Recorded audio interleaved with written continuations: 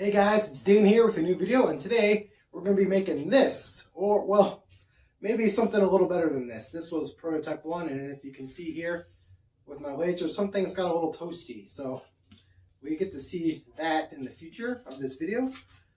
So what is this? This is something for my glove box compartment of my car, and if you drive around, you have cans or pins or something in there, and you take turns and you slide around, it makes some noises and it's just annoying. So I made foam inserts for my 2013 Toyota Prius and cut out custom things for the things that I know I'm going to store in there. So I have a can for window cleaner and 2 spots for a pin. So let's get into the design and into the build. I started up Fusion 360, and Fusion 360 is a program where you can draw sketches out and then export those into file formats that work totally fine with other programs. This is a DXF file, and if I save it out and open it, I can just drag and drop it straight into my laser cutting software. So I'm making all these things, I'm using measurements. I just measured the lengths and width of each line, and I let it figure out what the angles are, so that way I don't have to worry about anything. I know that one of them is 90 degrees, everything else from the lines, lengths, will figure out all that stuff by itself. So that's great. Now I don't have to do any complicated angle measurements.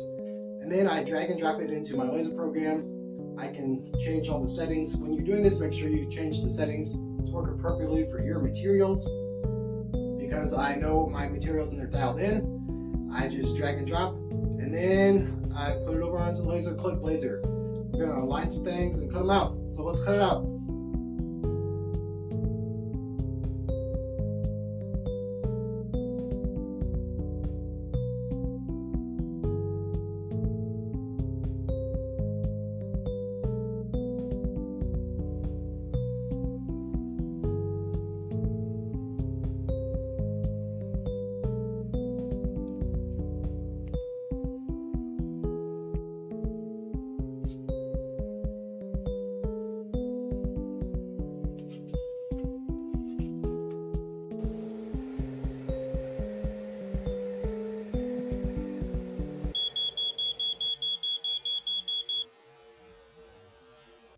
Alright, so as you just saw, I had some green tape over this, and I haven't really tested this foam before. I wanted to use it because I think it's soft and it looks nice, and it has that texture that looks cool when you open compartments. It looks cool, and also it's thick enough that you can have stuff positively stay in there, the metal can positively stays in here, it doesn't slide around. I didn't realize that it was going to be nearly as flammable as I thought, so when it cut there and there was a little air gap, well, it caught in the flames. And so as you can see, I got it out just fine, but this is not good enough quality anymore for me to put in. So I'm just going to take some floor mat foam that I have that has the texture on top that looks cool, and let's cut that instead. It's going to be thick enough. It's going to work. And I actually have it installed right now. That's why I'm using this to show you in the video. It works great. So if you're going to do something like this and you only have access to floor mat foam, you don't want to buy a 3D printer and get the shipping material sent to you. Yep, that's what this is. This is the box, the internal foam for my 3D printer. Then floor mat foam works perfectly great. Alright, back to the rest of this video. So I previously designed all this to fit in and fill up the entire space, and the reason I caught it on fire, the old piece, is because I realized that the door wouldn't close fully. So when I'm cutting that out and it catches on fire, it's because I wanted to cut off an extra piece just for measuring, because I know it's going to have to remake it.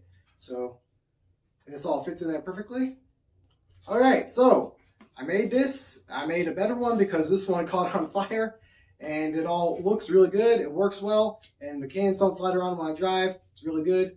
I'm going to have this file, I'll just post the DXF either on my Patreon or a link somewhere. It's going to be in the description below. If you guys have a 2013 Toyota Prius that has a glove box that's the same shape as mine, and you just want to create a foam insert and you don't want to measure it yourself, you can use my measurements.